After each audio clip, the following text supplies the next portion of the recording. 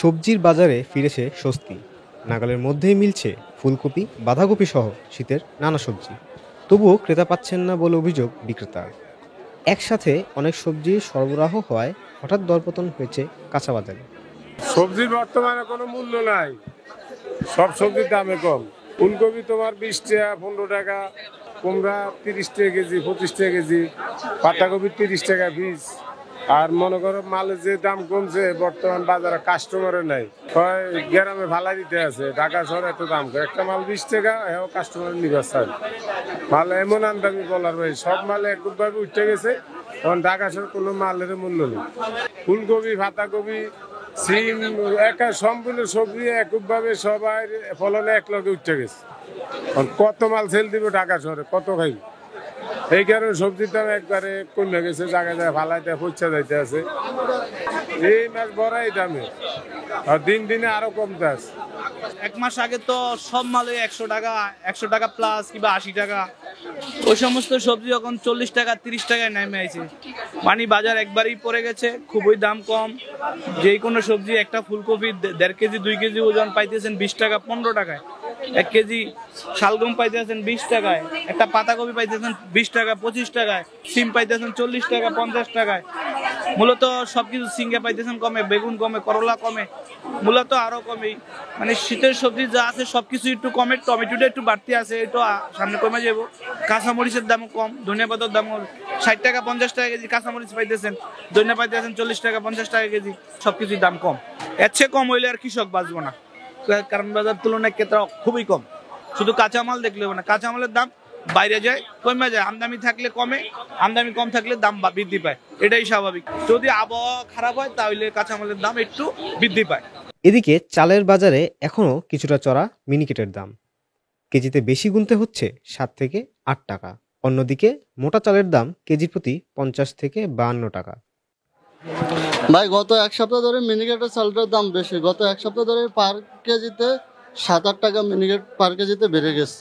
যে মিনিকেট আগে বেচছি 72 থেকে 74 টাকা, সেই মিনিকেট এখন 80 থেকে 82 টাকা বিক্রি করা লাগে আমাদের খুচরা, আর পাইকারি হলো 80 টাকা। মোটা চালগুলো ওগুলো মোটামুটি ওগুলো বেশি বাড়ে না, 1-2 টাকা করে কেজি প্রতি বাড়ছে। সবচেয়ে মিনিকেটের দামে বেশি বাড়ছে। আর হলো চিনি গুঁড়া। ভাই যতটুকু আমরা বলছে মিলের সাথে আমরা যখন কথা বলি তখন ওনারা বলছে ধানের দাম বাড়ছে, সেই কারণে একটু চালের বাজার বাড়ছে। না এই সময় তো ধানের দাম বাড়তে থাকার কথা না। আর যেহেতু মিনিকেট সিজন শেষ, মিনিকেট সামনে আসবে, মিনিকেটটা একটু দাম বাড়তি থাকতে পারে, কিন্তু এত বাড়তি একদম যুক্তিহীন। মাসখানেক যাবৎ পরিবর্তন নেই ডাল, চিনি, আটার দামে। তবে এলাচের দাম কেজিতে বেড়েছে 1000 টাকা। 1 লিটার 175, 2 লিটার 350, 8 লিটার 850, 5 লিটার 850। এটা হলো খুচরা বিক্রয় রেট। মসুর ডাল, মুগ ডাল, বুটের ডাল, পোলাও চাল, চিনি, আটা, ময়দা এগুলি আজকে 15 দিন 1 মাস যাবত যে রেট, ওই রেটে আছে, বাড়তি কোনোটা নাই। বাড়তির মধ্যে আছে খালি গরম মশলার কিছু আইটেম, এলাচ, লবঙ্গ, গোলমরিচ, তারপরে কাঠবাদাম, কাজু বাদাম, এগুলোর দাম বাড়তি। গত 1 মাসে আর 15 দিনে 1000 টাকা বাড়ছে 1 কেজিতে এলাচ। এদিকে দাম নিয়ে সন্তুষ্ট ক্রেতারা, তবে সরকারি মনিটরিং নিয়ে হতাশা প্রকাশ করেন তারা। দাম বাড়বে বলেও ধারণা তাদের। শীতের সবজিগুলো একটু কমই দাম পেয়ে হয়েছে, যেমন সিমের দাম কমছে, ফুলকপির দাম কমছে, বাঁধাকপির দাম কমছে, শাকের দামও কমছে। ঠিক আছে, এইগুলোই কমছে, কিন্তু অন্যান্য জিনিস আগের দামের মতনই রয়ে গেছে। পেঁয়াজের দামও কিছু কমছে, আমদানি বাড়ছে, উৎপাদনও বাড়ছে, যে কোনো পেঁয়াজের দামও কমছে, এই দিক থেকে একটু স্বস্তি আছে। আলুর দামও কিছুটা কমেছে, বাড়বে ইনশাল্লাহ। একটু শীতটা এখন যাক, আবার বাড়বে, এটা গ্যারান্টি। এই যে লেবুর দাম এখনই বেড়ে গেছে, অথচ গত সপ্তাহে এই লেবুগুলো ছিল আপনার 80 থেকে 100 টাকা ডজন। না এখন মধ্যে তো বাজারে তো এরকম দেখতেছি না। প্রথম দিকে গত আগস্ট সেপ্টেম্বর যতটুকু ছিল, এখন আর সেটা নাই, এই জন্য আছে। কিন্তু সবজি দাম আগের চেয়ে কিছুটা একটু কমছে, কিন্তু বাড়বে ইনশাল্লাহ, এটা ঠিক। বাজার সিন্ডিকেট ভাঙতে হইলে সরকারের সকল বিভাগ এই বেচা কিনার সাথে জড়িত থাকতে হবে। ক্রয়কারী এবং বিক্রয়কারী সবার সাথে সরকারের সকল বিভাগের কাজ করতে হবে। এরা কাজ করতে পারে, এদেরকে হায়ার করতে হবে।